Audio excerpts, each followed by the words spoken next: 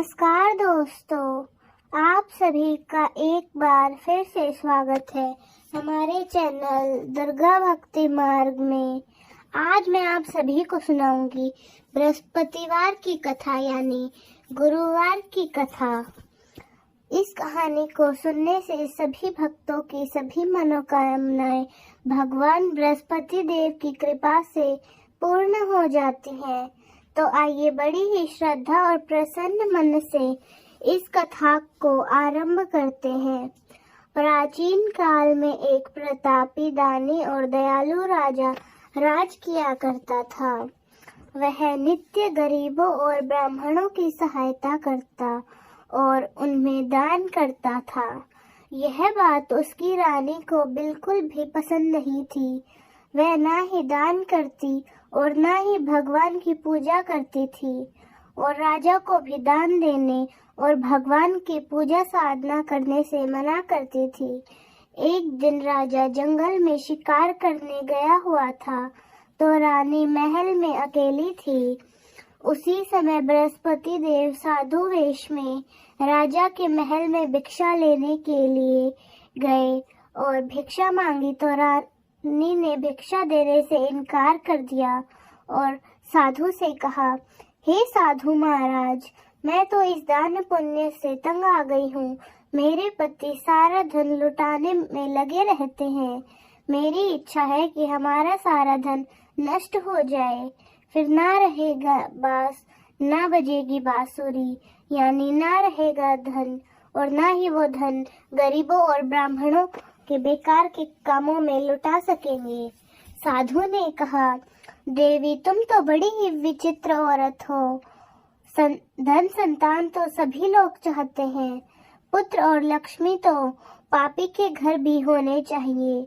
यदि तुम्हारे पास अधिक धन है तो तुम भूखों को भोजन दो, प्यासे के लिए प्याओ बनवाओ और मुसाफिरों के लिए धर्मशालाएं खुलवाओ। जो निर्धन अपनी कुंवारी कन्याओं का विवाह नहीं कर सकते उनका विवाह करा दो। ऐसे और कई काम हैं जिनके करने से तुम्हारा यश लोक और परलोक में फैल ले गया। परंतु रानी पर उपदेश का कोई प्रभाव नहीं पड़ा। वह बोली, हे महाराज, आप मुझे कुछ न समझाएं। मैं ऐसा धन नहीं चाहती जो हर जगह बांटती फिरूं। साधु ने उत्तर दिया, यदि तुम्हारी ऐसी इच्छा है तो तथास्तु।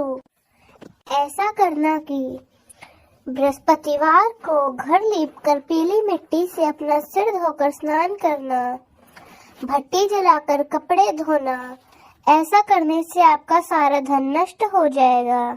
इतना कहकर वह साधु महाराज वहां से आलोक हो गए और साधु के अनुसार कई बातों को पूरा करते हुए रानी को केवल 3 बृहस्पतिवार ही बीते थे कि उसकी समस्त धन संपत्ति नष्ट हो गई।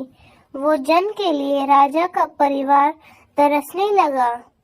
तब एक दिन राजा ने अपनी रानी से कहा कि हे रानी, तुम यही रहो, मैं दूसरे देश को जाता हूँ क्योंकि यहाँ पर सभी लोग मुझे जानते हैं, इसलिए मैं कोई छोटा कार्य नहीं कर सकता।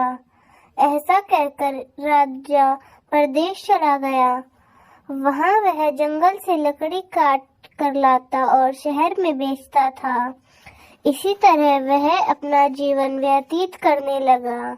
उधर राजा के प्रदेश में जाते ही रानी और दासी दुखी रहने लगी। एक बार जब रानी और दासी को 7 दिन तक बिना भोजन के रहना पड़ा तो रानी ने अपनी दासी से कहा कि हे दासी, पास ही के नगर में मेरी बहन रहती है। वह बड़ी धनवान है। तो उसके पास जा और कुछ लेकर आ ताकि थोड़ा बहुत गुजार बसर हो सके।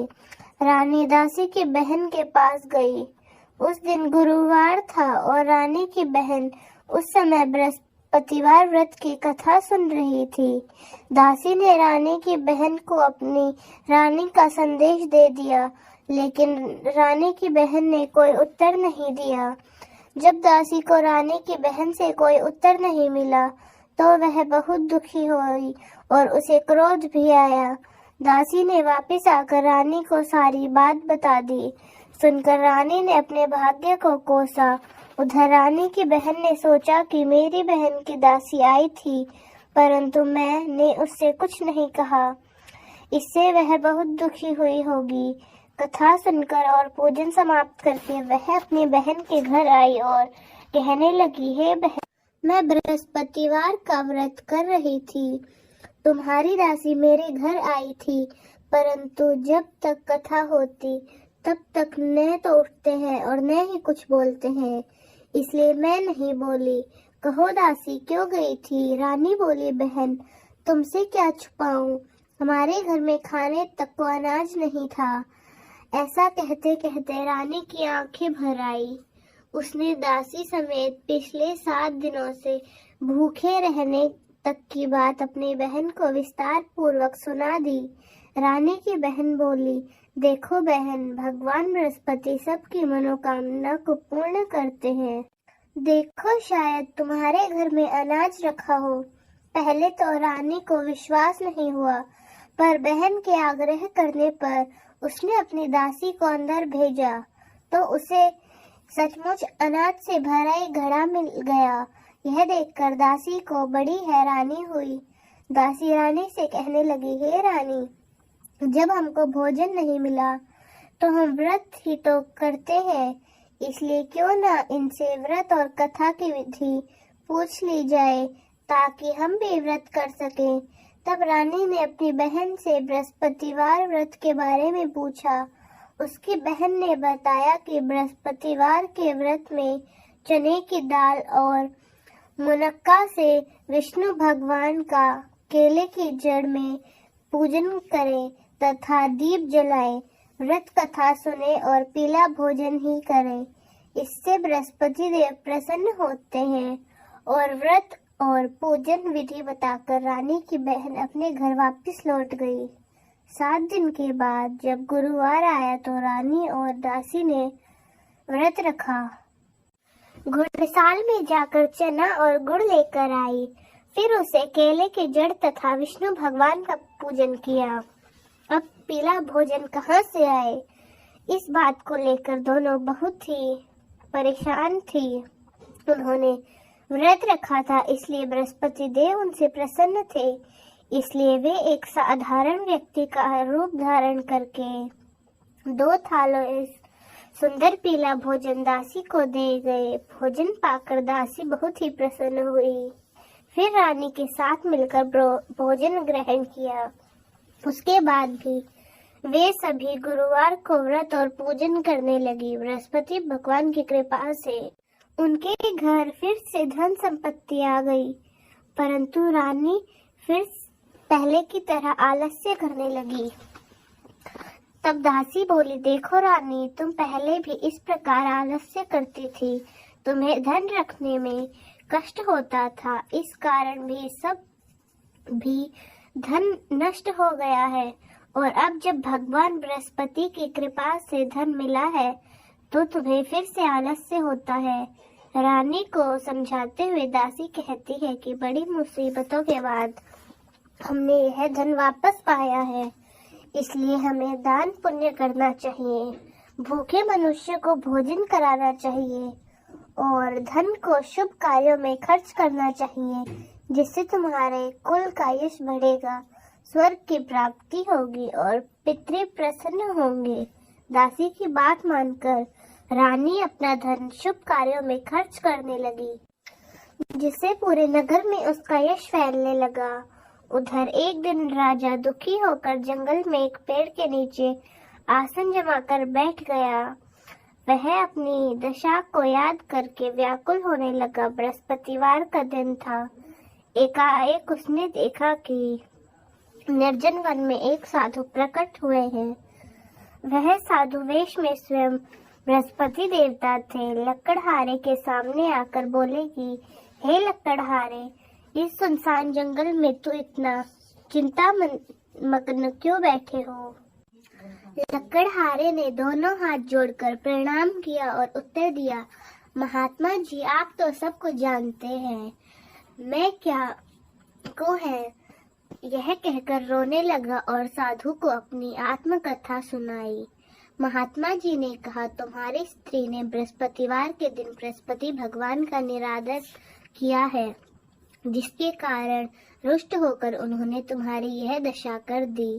अब तुम चिंता को दूर करके मेरे कहने पर चलो तो तुम्हारे सब कष्ट दूर हो जाएंगे और भगवान पहले से भी अधिक संपत्ति तुम्हें देंगे। तुम बृहस्पति के दिन कथा किया करो। 2 पैसे के चने मुनक्का लाकर उसका प्रसाद बनाओ और शुद्ध जल से लोटे में शक्कर मिलाकर अमृत तैयार करो। कथा के पश्चात अपने परिवार और सुनने वाले प्रेमियों में अमृत व प्रसाद को बांटकर खुद भी ग्रहण करो। ऐसा करने से भगवान तुम्हारे सभी मनोकामनाएं पूर्ण करेंगे। साधु के ऐसे वचन सुनकर लकड़हारा बोला, हे प्रभु, मुझे लकड़ी बेचकर इतना पैसा नहीं मिलता जिससे भोजन के उपरांत कुछ बचा सकूं। मैंने रात्रि में अपनी स्त्री को व्याकुल देखा है। मेरे पास कुछ भी नहीं है जिससे मैं उसकी खबर मंगा सकूं और फिर मैं बृहस्पति देव की क्या कहानी सुनूं। मुझको तो कुछ भी मालूम नहीं है। साधु ने कहा, हे लकड़हारे, तुम किसी बात की चिंता मत करो। बृहस्पतिवार के दिन तुम रोजाना की तरह लकड़ियां लेकर शहर को जाओ। तुमको रोज से दुगना धन प्राप्त हो जाएगा, जिससे तुम भली भांति भोजन कर लोगे और बृहस्पति देव की पूजा का सामान भी आ जाएगा। बृहस्पति देव की कथा इस प्रकार है, सुनो। प्राचीन काल में एक ब्राह्मण था। वह बहुत निर्धन था। उसकी कोई संतान न थी। उसकी स्त्री बहुत मलिन के साथ रहती थी। वह स्नान नहीं करती थी, किसी देवता का पूजन नहीं करती थी। इससे ब्राह्मण देवता बड़े ही दुखी रहते थे। बेचारे कुछ भी नहीं कहते, किंतु उसका कुछ परिमाण नहीं निकलता। भगवान की कृपा से ब्राह्मण की स्त्री के कन्या रूपी रत्न पैदा हुआ। कन्या बड़ी होकर प्रातः स्नान करके विष्णु भगवान का जाप और बृहस्पतिवार का व्रत करने लगी। अपने पूजन पाठ को समाप्त करके विद्यालय जाती। अपनी मुट्ठी में जौ भर के ले जाती और पाठशाला के मार्ग में डालती जाती। जब ये जौ स्वर्ण के हो जाते तो लौटते समय बीन कर घर लेके आ जाती। एक दिन वह बालिका सूप में उन सोने के जौ को फकट कर साफ कर रही थी कि उसके पिता ने देख लिया और कहा, हे बेटी, सोने की जौ के लिए सोने का सूप होना चाहिए।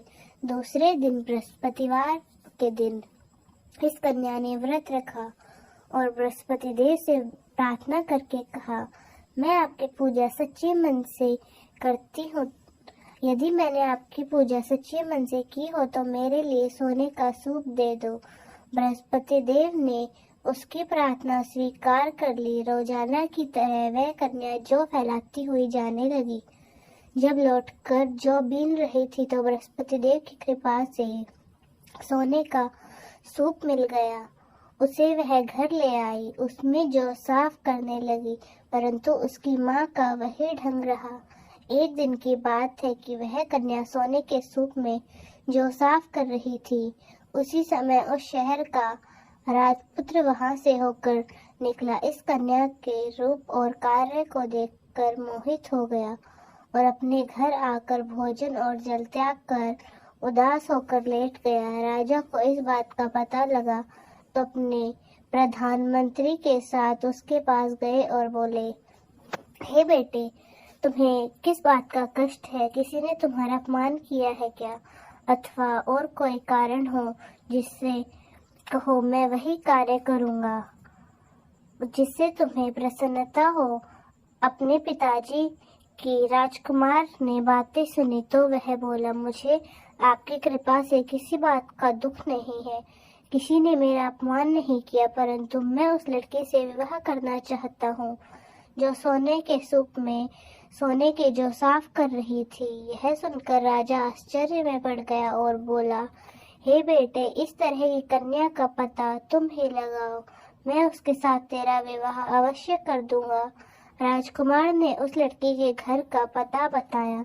तब मंत्री उस लड़की के घर गए और ब्राह्मण देवता को सभी हाल बताया। ब्राह्मण देवता राजकुमार के साथ अपनी कन्या का विवाह करने के लिए तैयार हो गए तथा विधि विधान के अनुसार ब्राह्मण की कन्या का विवाह राजकुमार के साथ हो गया। कन्या के घर से जाते ही पहले की भांति उस ब्राह्मण देवता के घर में गरीबी का निवास हो गया। अब भोजन के लिए भी अन्य बड़ी मुश्किल से मिलता।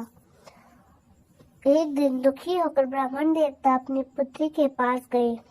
बेटी ने पिता की दुखी अवस्था को देखा और अपनी माँ का हाल पूछा। तब ब्राह्मण ने भी सभी हाल कहा। कन्या ने बहुत साधन देकर अपने पिता को विदा किया। इस तरह ब्राह्मण का कुछ समय सुखपूर्वक व्यतीत हुआ। कुछ दिन के बाद फिर वही हाल हो गया। ब्राह्मण फिर अपनी कन्या के यहाँ गया और सारा हाल कहा। तो लड़की बोली, हे पिताजी, आप माताजी को यहाँ लेकर आओ, उन्हें विधि बता दूंगी जिससे उनकी गरीबी दूर हो जाएगी। वह ब्राह्मण देवता अपनी स्त्री के साथ लेकर पहुँचे तो अपनी माँ को समझाने लगी कि हे माँ, तुम प्रातः काल स्नान आदि करके भगवान विष्णु का पूजन करो तो सब दरिद्रता दूर हो जाएगी। परंतु उसकी माँ ने एक भी बात नहीं मानी और प्रातः काल उठकर अपनी पुत्री के बच्चों की झूठन को खा लिया। इससे उसकी पुत्री को बहुत गुस्सा आया। उसने एक रात को एक कोठरी से सारा सामान निकाल दिया और अपनी माँ को उसमें बंद कर दिया। प्रातः उसमें से निकाला तो स्नान आदि करा के पूजा पाठ करवाया तो उसकी माँ की बुद्धि ठीक हो गई। इसके बाद वह नियम से पूजा पाठ करती और प्रत्येक बृहस्पतिवार को व्रत रखने लगी। इस व्रत के प्रभाव से उसकी माता और पिता बहुत ही धनवान और पुत्रवान हुए। बृहस्पति देवता के प्रभाव से इस लोक के सुख को भोग कर अंत में स्वर्ग को प्राप्त हुए। इस तरह कहानी कहकर साधु देवता वहां से अंतर्ध्यान हो गए। धीरे धीरे समय व्यतीत होने लगा, पर फिर वही बृहस्पतिवार का दिन आया। लकड़हारा जंगल से लकड़ी काटकर किसी शहर में बेचने गया। उसे उस दिन और दिन से अधिक पैसे मिले। राजा ने चना गुड़ आदि लाकर गुरुवार का व्रत किया। उस दिन से उसके सभी कलेश दूर हो गए, परंतु जब दोबारा गुरुवार का दिन आया तो बृहस्पतिवार का व्रत रखना भूल गया। इसी कारण बृहस्पति भगवान नाराज हो गए। उस दिन उस नगर के राजा ने विशाल यज्ञ का आयोजन किया था तथा शहर में यह घोषणा कर दी थी कि जो भी मनुष्य अपने घर में भोजन न बनवाए न आग जलाए, समस्त जनता मेरे यहाँ भोजन करने आए। इस आज्ञा को जो न मानेगा उसे फांसी की सजा दी जाएगी। इस तरह की घोषणा संपूर्ण नगर में करवा दी गई। राजा की आज्ञा के अनुसार शहर के सभी लोग भोजन करने के लिए गए, लेकिन लकड़हारा कुछ देर से पहुंचा, इसलिए राजा को उसको अपने साथ घर लेकर गए और ले जाकर भोजन करा रहे थे तो रानी की दृष्टि में उस अंगूठी पर पड़ी जिस पर उसका हार लटका हुआ था और वह वहां पर दिखाई नहीं दिया। रानी ने निश्चय किया कि मेरा हार इस मनुष्य ने चुराया है। उसी समय सिपाहियों को बुलवाकर उसको कारागार में डलवा दिया। जब लकड़हारा कारागार में पड़ गया और बहुत दुखी होकर विचार करने लगा कि न जाने कौन से पूर्व जन्म के कार्य से मुझे यह दुख प्राप्त हुआ है, उसी साधु को याद करने लगा जो कि जंगल में मिला था। उसी समय तत्काल बृहस्पति देव साधु के रूप में प्रकट हुए और अपनी दशा को देखकर कहने लगे कि अरे मूर्ख, तूने बृहस्पति देव की कथा नहीं करी, इस कारण तुझे दुख प्राप्त हुआ है। अब चिंता मत कर, बृहस्पतिवार के दिन कारागार के दरवाजे पर 4 पैसे पड़े मिलेंगे, उनसे तू बृहस्पति देव की पूजा करना, तेरे सभी कष्ट दूर हो जाएंगे। बृहस्पतिवार के दिन उसे 4 पैसे मिले। लकड़हारे ने कथा कही और उसी रात्रि को बृहस्पति देव ने उसे नगर के राजा को स्वप्न में कहा कि हे राजा, तुम जिस आदमी को कारागार में बंद कर रहे थे वह निर्दोष है, वह राजा है, उसे छोड़ देना। रानी का हार उस खूंटी पर ही लटका हुआ है। अगर तू ऐसा नहीं करेगा तो मैं तेरे राज को नष्ट कर दूंगा। इस तरह रात्रि के स्वप्न को देखकर राजा प्रातःकाल उठा और खूंटी पर हार देखकर लकड़हारे को बुलवाकर क्षमा मांगी और लकड़हारे को योग्य सुंदर वस्त्र आभूषण देकर विदा कर दिया। बृहस्पति देव की आज्ञा के अनुसार लकड़हारा अपने नगर को चला गया। राजा जब अपने नगर के निकट पहुंचा तो उसे बड़ा ही आश्चर्य हुआ कि नगर में पहले से अधिक बाग, तालाब, कुएं तथा बहुत सी धर्मशाला, मंदिर आदि बन गई है। राजा ने पूछा, यह किसका बाग और धर्मशाला है? तब नगर के सभी लोग कहने लगे कि यह सब रानी और बंदी के हैं, दासी के हैं। तो राजा को आश्चर्य हुआ और गुस्सा भी आया। जब रानी ने यह खबर सुनी कि राजा आ रहे हैं तो उन्होंने दासी से कहा कि ये दासी, देख राजा हमको कितनी बुरी हालत में छोड़ के गए थे। हमारी ऐसी हालत देखकर वह लौट ना जाए, इसलिए तू दरवाजे पर खड़ी रहे। जो आज्ञा के अनुसार दासी दरवाजे पर खड़ी रही। राजा आए तो उन्होंने अपने साथ लेकर आई। तब राजा ने क्रोध करके अपनी रानी से पूछा कि यह धन तुम्हें कैसे प्राप्त हुआ? तब उन्होंने कहा कि हमें यह सब धन बृहस्पति देव के इस व्रत के प्रभाव से प्राप्त हुआ है। राजा ने निश्चय किया कि 7 रोज के बाद वह सभी बृहस्पति देव का पूजन करते हैं, परंतु मैं प्रतिदिन में 3 बार कहानी और रोज व्रत करूंगा। अब हर समय राजा के दुपट्टे में चने की दाल बंधी रहती और दिन में 3 बार कहानी कहते। एक रोज राजा ने विचार किया कि चलो अपनी बहन के यहाँ हो आवे। इस तरह निश्चय करके राजा घोड़े पर सवार होकर अपनी बहन के यहाँ चलने लगा। मार्ग में उसने देखा कि कुछ आदमी मुर्दे लेकर जा रहे हैं। उन्हें रोककर राजा कहने लगा कि अरे भाइयों, मेरे बृहस्पति देव की कथा सुन लो। वे बोले, हमारा तो आदमी मर गया है, उसको अपनी कथा की पड़ी है। परंतु कुछ आदमी बोले, अच्छा कहो तुम्हारी कथा, हम भी सुनेंगे। राजा ने दाल निकाली और जब कथा आधी हुई तो मुर्दा हिलने लगा और जब कथा समाप्त हुई तो राम राम करके मनुष्य उठकर खड़ा हो गया। आगे मार्ग में उसे किसान खेत में हल चलाता मिला तो राजा ने उसे देखकर बोला, अरे भैया, तुम मेरी कहानी बृहस्पतिवार की कथा सुन लो। किसान बोला, जब तक मैं तेरी कथा सुनूंगा तब तक 4 हरैया जोत लूंगा। अपनी कथा किसी और को सुना। इस तरह राजा आगे चलने लगा। राजा के हंसते ही बैल पछाड़ खाकर गिर गए और किसान के पेट में बड़ी जोर से दर्द होने लगा। उसी समय माँ रोटी लेकर आई। उसने जब यह देखा तो अपने पुत्र से सब हाल पूछा। बेटे ने सभी हाल कह दिया तो बुढ़िया दौड़ी दौड़ी उस घुड़सवार के पास गई और बोली कि मैं तेरी कथा सुनूंगी, तू अपनी कथा से खेत पर चलकर ही कहना। बुढ़िया के खेत पर जाकर कथा कही, जिससे सुनते ही वह बैल उठकर खड़े हो गए तथा किसान के पेट में दर्द होना भी बंद हो गया। राजा अपनी बहन के घर पहुंचा। बहन ने भाई की खूब मेहमान नवाजी की।